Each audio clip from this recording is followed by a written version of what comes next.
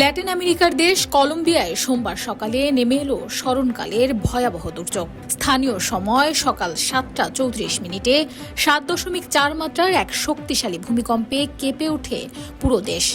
ভয়াবহ এই দুর্যোগে এখন পর্যন্ত 132 জনের মৃত্যুর খবর নিশ্চিত করা হয়েছে এবং আহত হয়েছেন 480 জনেরও বেশি মানুষ।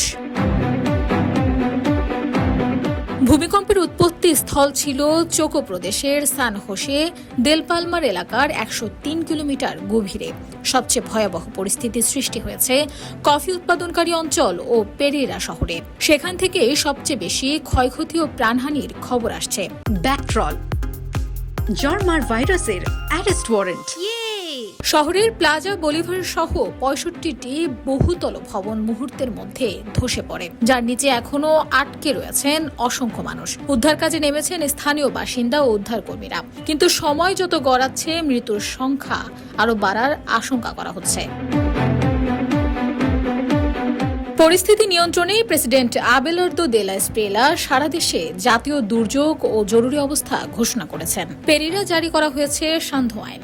বিমানবন্দরগুলো ক্ষতিগ্রস্ত হওয়ায় বন্ধ রয়েছে বিমান চলাচল। কম্পন অনুভূত হয়েছে প্রতিবেশী ইকুয়েডর, পানামা ও ভেনেজুয়েলাতেও।